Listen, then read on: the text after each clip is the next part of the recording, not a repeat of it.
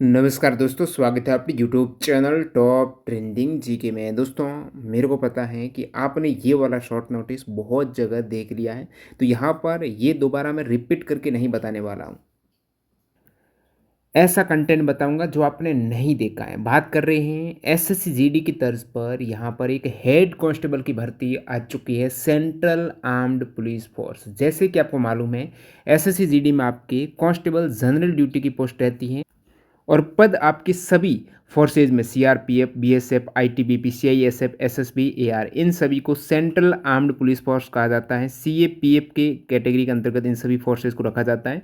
तो एसएसजीडी में जो पहले हो रहा था कांस्टेबल विज्ञप्ति हेतु, ये सेम चीज़ यहाँ पर हेड कांस्टेबल विज्ञप्ति हेतु पहली बार अप्लाई हो रही है। इससे पहले हेड कांस्टेबल की जितनी भी वैकेंसीज आती थी वो फोर्स वाइज अलग अलग आती थी। यहाँ पर केवल मैं हेड कांस्टेबल की बात नहीं कर रहा हूँ, साथ ही साथ एएसआई पोस्ट जिसमें स्टेनोग्राफर की पोस्ट रहती है एएसआई में, उसकी भी बात कर रहे हैं। पहले इंडिविजुअल सभी फोर्सेस के अलग अलग, जैसे सीआरपीएफ, एचसीएम और एएसआई की अलग भर्ती 2023 में आई। आपने देखी सीआईएसएफ की, आपने देखी 2023 में, बीएसएफ की 2022 में देखी। लेकिन अब की बार 2024 में ये आप अलग अलग नहीं देखने वाले हो, ये आप एक साथ देख रहे हो। और ये पूरी भर्ती प्रक्रिया कंडक्ट करवा रही है बीएसएफ। तो इस हेड कांस्टेबल भर्ती जो सेंट्रल आर्म्ड पुलिस फोर्स में सभी फोर्सेस की आई हैं, इस हेतु संपूर्ण सिलेबस के बारे में बात करने वाले हैं, क्योंकि अभी तक केवल शॉर्ट नोटिस आपको देखने को मिल रहा है, कहीं पर भी ऑफिशियल सिलेबस के बारे में बात नहीं हो रही है, एज लिमिट के बारे में बात नहीं हो रही है। तो दोनों पॉइंट जो क्रूशियल पॉइंट रहते हैं, एक तो आपकी एज है, सबसे पहले अप्लाई करने के लिए आपकी योग्यता होनी चाहिए। तो यहाँ पर 12th पास और टाइपिंग आपको आती है तो आप एलिजिबल हो हेड कांस्टेबल की पोस्ट हेतु। अब योग्यता के बाद सेकंड चीज़ आती है कि किसकी मध्य आपकी आयु हो, तब आप यहाँ पर फॉर्म भर सकते हो। तो वो आपको डेट ऑफ बर्थ सहित बताने वाला हूँ। तो ये आपने शॉर्ट नोटिस देख लिया होगा, नहीं देखा है तो दोबारा थोड़ा इसको संक्षिप्त में जान लेते हैं। उसके बाद बात करते हैं इसका विस्तृत क्या सिलेबस रहने वाला है, प्रीवियस ईयर के पेपर इसके बारे में क्या कहते हैं। जैसा कि आपको दिख रहा है ऊपर बीएसएफ बॉर्डर सिक्योरिटी फोर्स करके दे रखा है, यानी ये जो भर्ती प्रक्रिया है ना पूरी हेड कांस्टेबल की सभी फोर्सेज की बीएसएफ कंडक्ट करवा रही है। तो अब सबसे पहले प्रीवियस ईयर के पेपर देखने के लिए मैं आया टेक्स्ट बुक ऐप पर। यहाँ पर मैंने सर्च किया बीएसएफ हेड कांस्टेबल, तो इसमें आपको कुछ टेस्ट मिल जाएंगे और प्रीवियस ईयर के पेपर करके भी सेक्शन आ रहा है। तो प्रीवियस ईयर के पेपर अब ये बीएसएफ करा रहा है, तो बीएसएफ ने इससे पहले हेड कांस्टेबल मिनिस्ट्रियल का जो एग्ज़ाम है वो 18 जून 2023 को कराया है अलग अलग शिफ्ट में। ये पूरा पेपर एज ए पीडीएफ आप यहाँ पर डाउनलोड कर सकते हो। इसी प्रकार आप टेस्ट वाले सेक्शन में आकर इनकी मॉक टेस्ट दे सकते हो जो प्रीवियस ईयर के पेपर पर आधारित है। तो आपकी 50% तैयारी कंप्लीट होती है प्रीवियस ईयर के पेपर आधारित मॉक टेस्ट देने में। प्रीवियस ईयर के पेपर एग्जाम से पहले एग्जाम सा माहौल मिल जाए, यानी आप मॉक टेस्ट दे पाए, उनका एनालिसिस कर पा रहे हैं, गलतियों को सुधार पाए, तो आपका ज़रूर सिलेक्शन होता है। तो एग्जाम जो मॉक टेस्ट आप देते हो उनका बेहतर ढंग से एनालिसिस करो, कहाँ पर कमियां रह रही है, समय रहते सुधार करेंगे। अभी टेक्स्ट बुक की हैप्पी आवर सेल चल रही है, जिसमें यदि आप टेक्स्ट बुक पास प्रो टीटीजी के कूपन कोड यूज़ करते हुए लेंगे तो 12% का डिस्काउंट मिलते हुए 466 में आपको ईयरली मिल जाएगा। यानी एक साल की वैलिडिटी में जो भी विज्ञप्ति आए, चाहे आपकी एसएससी की आए, चाहे किसी भी अदर कंडक्टिंग एजेंसीज की, हेड कांस्टेबल की, आपकी स्टेट पुलिस की आए, रेलवे की आए, डिफेंस की आए, एक पास ले लिया, सभी एग्जाम्स के मॉक टेस्ट आपको एक ही प्लेटफॉर्म पर मिल जाएंगे। तो लिंक डिस्क्रिप्शन बॉक्स में है। कैसे आपको text book pass pro join करना है, बाई करना है, डेमो वीडियो आप चेकआउट कर सकते हो। टीटीजी के कूपन कोड यूज़ करना न भूलें। अब देखिए पहली बात करें कि आपकी फॉर्म 9 जून 2024 से स्टार्ट हो रहे हैं, 8 जुलाई 2024 लास्ट डेट है। जो क्लोजिंग डेट है ना, यही आपकी अब तक मैंने बीएसएफ का हेड कांस्टेबल का प्रीवियस ईयर का नोटिफिकेशन देखा, सीआरपीएफ का देखा, सीआईएसएफ का देखा, सभी में जो क्रूशियल डेट है, डेट ऑफ बर्थ जो आपकी एज लिमिट काउंट की जाती हैं वो इसी डेट से, लास्ट डेट से की जाती है। तो क्लोजिंग डेट है यहाँ पर 8 जुलाई 2024। तो आपकी डेट ऑफ बर्थ है, आपके एजुकेशन क्वालिफिकेशन के डॉक्यूमेंट हैं वो 8 जुलाई 2024 तक बने हुए होने चाहिए।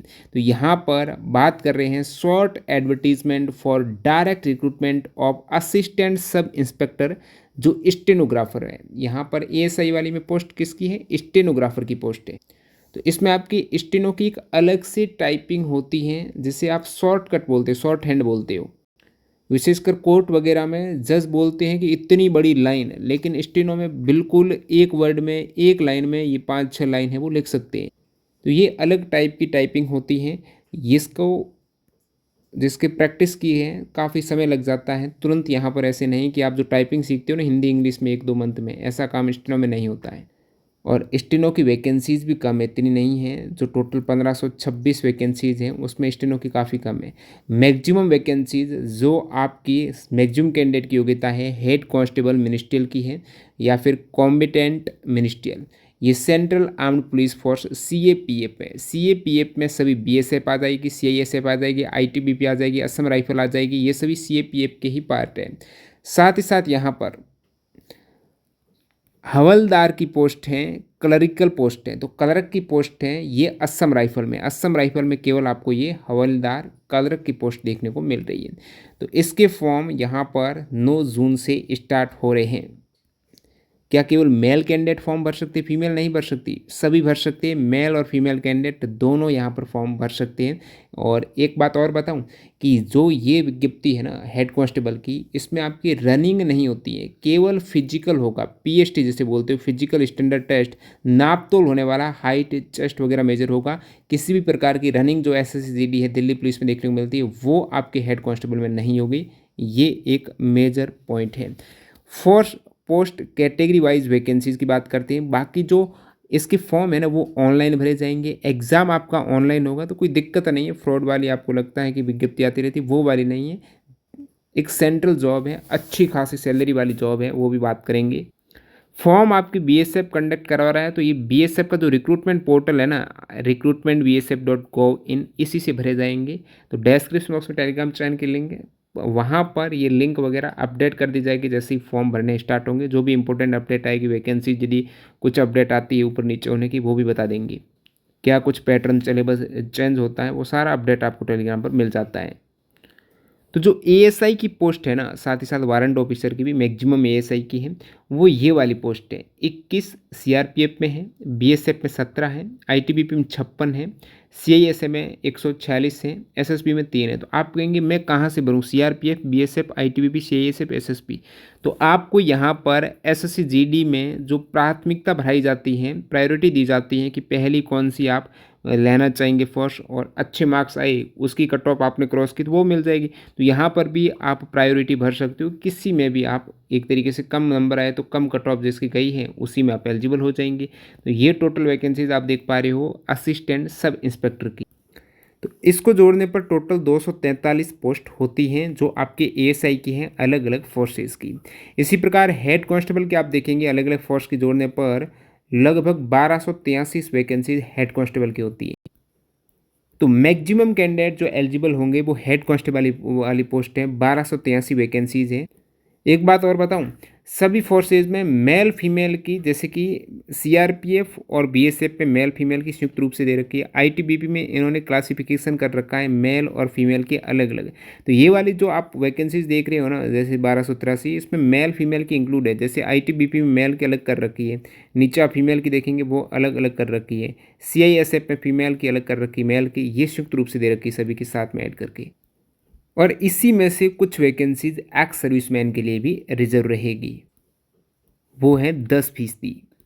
तो ये आपका शॉर्ट नोटिस है, ये रोजगार समाचार में निकला है। इसका विस्तृत नोटिस है, जल्द ही वेबसाइट पर 2-3 दिन में अपडेट होगा, तब पता चलेगा इसका सिलेबस क्या है, एज लिमिट क्या है। लेकिन इससे पहले आप पता कर सकते हो, जैसे कि ये एग्ज़ाम आपका पूरा बॉर्डर सिक्योरिटी फोर्स के द्वारा कंडक्ट हो रहा है, तो इससे पहले बॉर्डर सिक्योरिटी फोर्स की तरफ से जो HCM हेड कांस्टेबल मिनिस्ट्रियल और ASI की वैकेंसीज आई थी उसमें कुछ प्रावधान देखेंगे। और साथ ही साथ ये भी बात कर रहे हैं कि इसमें CAPF central armed police force की जितनी भी फोर्स आ जाती हैं, जिसमें आपके BSF के अतिरिक्त हैं यहाँ पर CRPF और CISF। तो CISF और CRPF, इन दोनों BSF, इन तीनों के हाल ही में 2022-23 में HCM और ASI का नोटिफिकेशन निकला हुआ है, जिनके एग्ज़ाम वगैरह हो चुके हैं। तो उन नोटिफिकेशन को अध्ययन करते हैं इन तीनों का ही, BSF का, CRPF का, CISF, क्योंकि सभी संयुक्त रूप से अब की बार ये वैकेंसीज आई हैं। तो इन तीनों का नोटिफिकेशन जब देखते हैं सेम आपके पोस्ट HCM और ASI का, तो उसका एनालिसिस करने पर क्या पता चलता है वो देखते हैं। पहली बात तो इसकी सैलरी अच्छी खासी है, एएसआई लेवल 5 की पोस्ट है और हेड कांस्टेबल मिनिस्ट्रियल है वो लेवल 4 की, जिसमें मैक्सिमम कैंडिडेट एलिजिबल हो रहे हैं एचसी मिनिस्ट्रियल के लिए। और इनके आपकी सैलरी 25,500 से स्टार्ट हो जाएगी और ये बढ़ती बढ़ते 81,100 तक लास्ट पे। अब जो मेजर बात आती है कि आपकी एज लिमिट क्या होगी, 18 से 25 वर्ष आपकी यदि आयु है किन कैंडिडेट की, जो जनरल कैंडिडेट हैं, जो ईडब्ल्यूएस कैंडिडेट हैं, इन हेतु एज लिमिट 18 से 25 वर्ष। आप कहेंगे अभी तक हमको पता नहीं चल रहा है कि हमारी डेट ऑफ बर्थ क्या होनी चाहिए, और वो क्लियर कर देते हैं। इसी के साथ बता देते हैं एससी एसटी के लिए यहाँ पर 18 से 30 वर्ष रहेगी, ओबीसी के लिए 18 से 28 वर्ष रहेगी। इन तीनों के जब डेट ऑफ बर्थ काउंट करते हैं, इससे पहले एक प्रमुख पॉइंट देख देते हैं कि the crucial date for determination of age limit for the post of ASI and HC ministerial shall be 6 सितंबर 2022। तो 6 सितंबर 2022 फॉर्म भरने की अंतिम तिथि थी इस बीएसएफ वाली रिक्रूटमेंट की, तो वो लास्ट डेट यहाँ पर काउंट की जा रही है। इसी प्रकार सीआरपीएफ का नोटिफिकेशन देखा, उसमें भी मेंशन था कि क्लोजिंग डेट ही आपकी एज लिमिट काउंट करने की डेट होगी, फॉर्म भरने की क्लोजिंग डेट। जैसे कि इनकी 25 जनवरी 2023 थी, तो 25 जनवरी 2023 से ही एज काउंट की गई 18 से 25 वर्ष। इसी प्रकार इस भर्ती की देखें आपके central armed police force CAPF 2024 में सभी फोर्सेज की एक साथ यहाँ पर एज लिमिट है। फॉर्म भरने की अंतिम तिथि 8 जुलाई 2024 रहने वाली है, तो उस अंतिम तिथि को यहाँ पर as a crucial date cut off date माने 8 जुलाई 2024 को। तो यूआर और ईडब्ल्यूएस के लिए आयु जो 18 से 25 वर्ष है, यानी आपका जन्म 9 जुलाई 1999 और 8 जुलाई 2006 इनके बीच का होना चाहिए।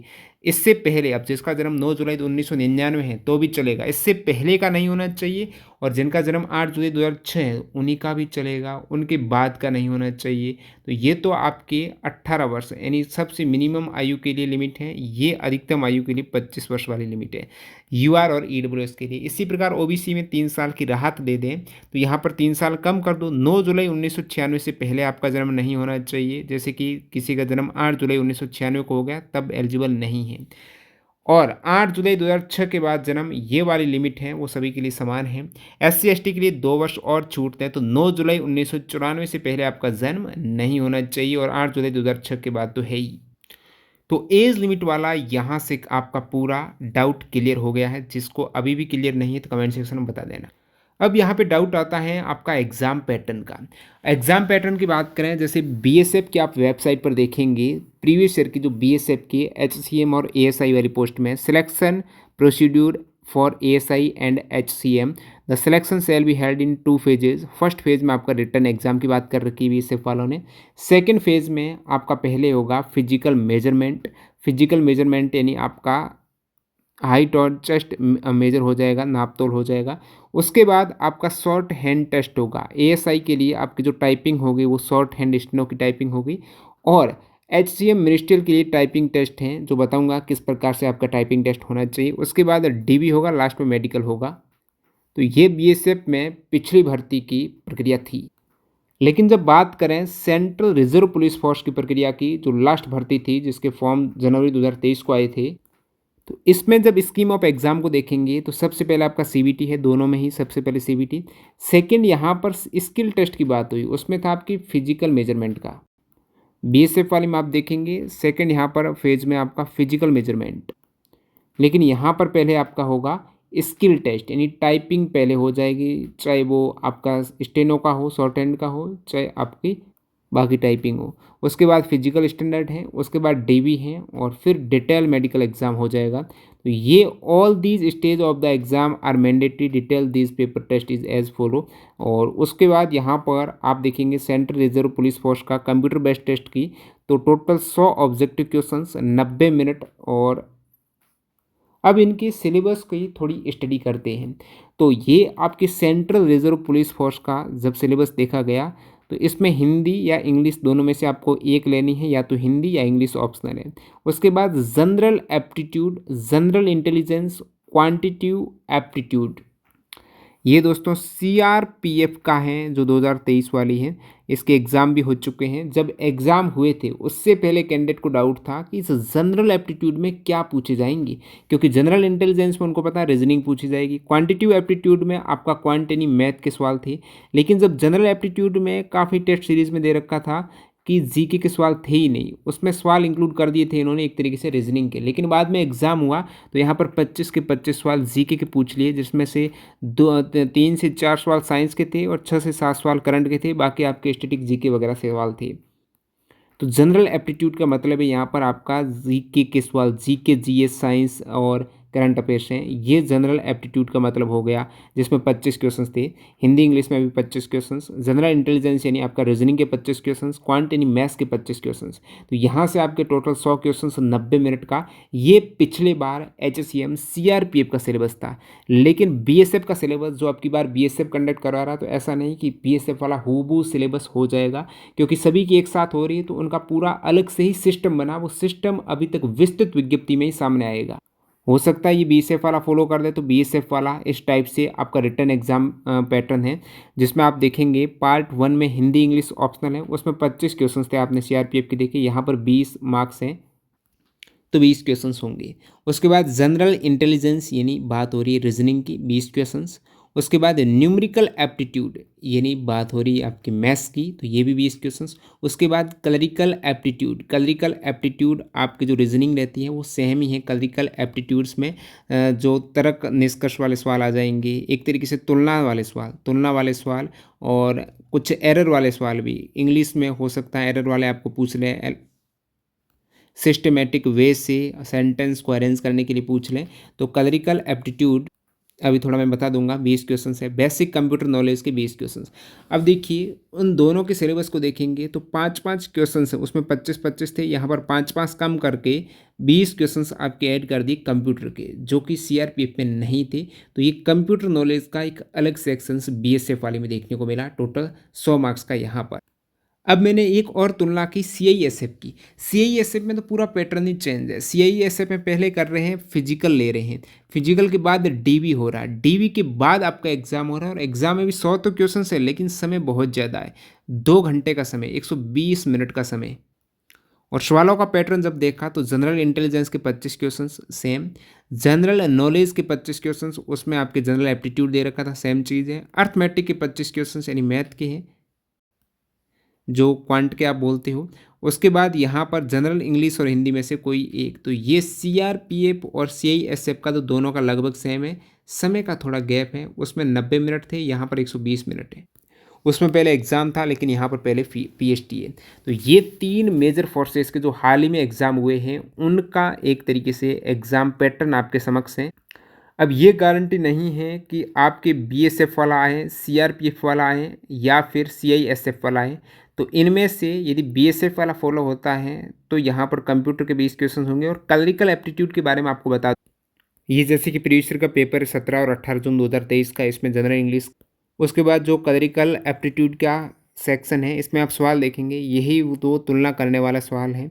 इसी प्रकार से आप देखेंगे, ये टेक्स्ट बुक पर सारे अपडेट हैं, प्रीवियस ईयर के पेपर तो आप ले सकते हो अभी पास प्रो टीटीजी के कूपन कोड यूज़ करके। तो यहाँ पर भी आप देखेंगे तो ये अंग्रेजी शब्दकोश हैं, और उनके क्रम के अनुसार आपको व्यवस्थित करना है। तो ये शब्दकोश से सवाल है क्लरिकल एप्टीट्यूड में। संख्याओं वाली आपको पूछता है कौन सी संबंधित नहीं है, और वाक्य को, सेंटेंस को, एक इंग्लिश सेंटेंस को सार्थक वे में आपको अरेंज करना है। ये भी इंग्लिश सेंटेंस में ऑन के स्थान पर क्या आएगा, थोड़ा इंग्लिश में भी नॉलेज यहाँ पर चेक किया जा रहा है आपके। बाकी ये सीरीज़ है वो आपको कंप्लीट करनी है। यही क्लरिकल एप्टीट्यूड है, कथन निष्कर्ष से सवाल है, दोबारा नीचे और कथन निष्कर्ष से आपका सवाल है। तो गलत वर्तनी है, तो इंग्लिश का एक तरीके से एरर, आपको वर्बल इंग्लिश की एरर पता होना चाहिए। रेखांकित वाक्यांश का सबसे उपयुक्त अर्थ चुनिए, तो ये भी इंग्लिश है। तो कहीं ना कहीं क्लरिकल एप्टीट्यूड्स में एक तुलना करने वाला इंग्लिश वोकेब वगैरह से, इंग्लिश में सेंटेंस अरेंजमेंट से, यहाँ से सवाल ज़्यादा फोकस किए जाते हैं।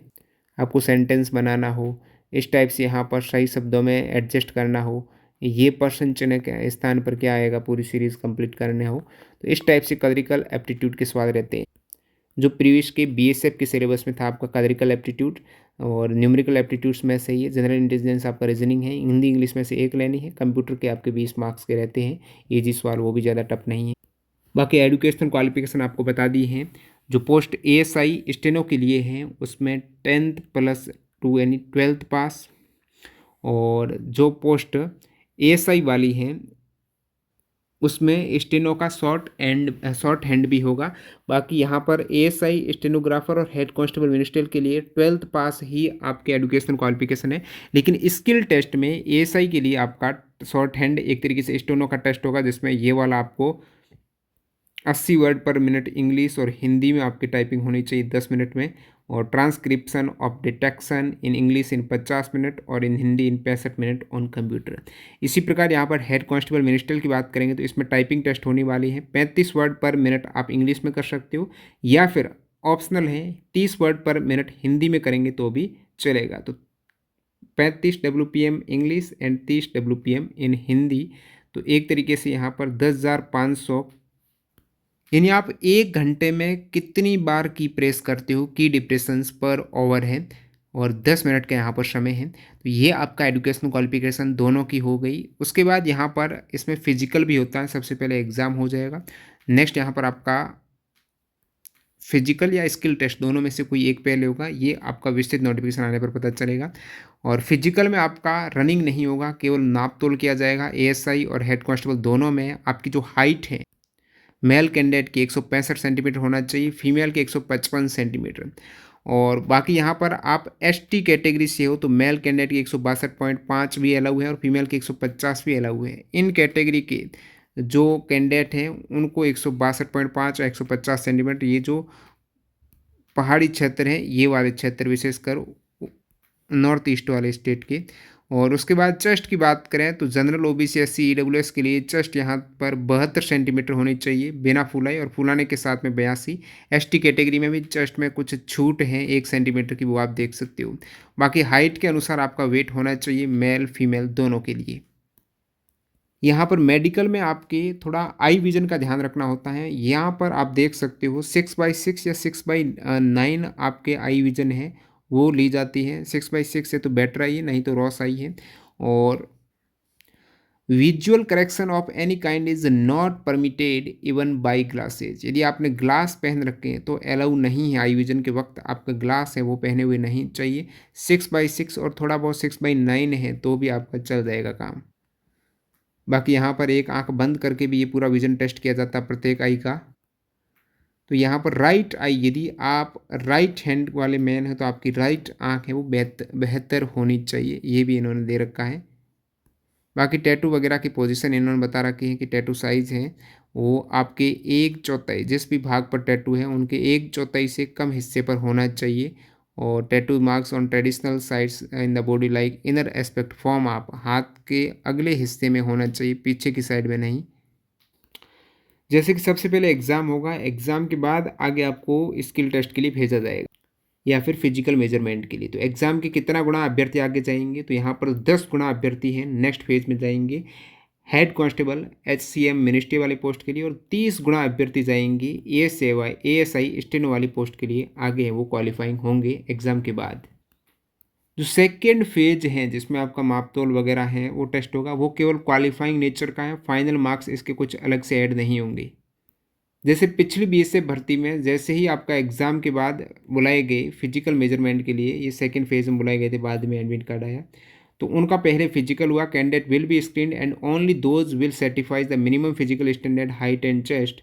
तो यहाँ पर अगले नेक्स्ट फेज में वो अलाउ हुए हैं, यदि उनका PST क्लियर हो जाता है तो वो स्टेनो वाले फेज में, टाइपिंग वाले फेज में अलाउ किए गए। टाइपिंग में आपके 10% एरर हैं वो मानने हैं, तब 10% एरर करते हो तो कोई दिक्कत नहीं, उससे ज़्यादा में आप फेल हो जाएंगे। तो यहाँ पर मैंने आपको पूरी प्रक्रिया बता दी है, और कोई डाउट है आप कमेंट सेक्शन में बताएंगे। बाकी इनमें से कौन सा सिलेबस रहता है, आई थिंक वो कंप्यूटर का रहना चाहिए, क्योंकि कंप्यूटर की टाइपिंग वगैरह है तो बेसिक कंप्यूटर नॉलेज का आपके क्वेश्चंस आ सकते हैं, तो ये 20 से वाला फॉलो हो सकता है। इसमें आपके 1/4 नेगेटिव मार्किंग होगी। वीडियो पूरा देखने के लिए आपका बहुत बहुत धन्यवाद। जो कैंडिडेट टेक्स्ट बुक की मॉक टेस्ट सीरीज से ज्वाइन करना चाहते हैं, डिस्क्रिप्शन बॉक्स में आपको एक डेमो वीडियो की लिंक मिल जाएगी, वहाँ पर TTG के कूपन कोड यूज़ करते हुए आज ज्वाइन कर सकते हो, जिसमें प्रीवियस ईयर के सारे एग्जाम्स के पेपर आपको मिल जाएंगे। मिलते हैं नई वीडियो में, बाय बाय।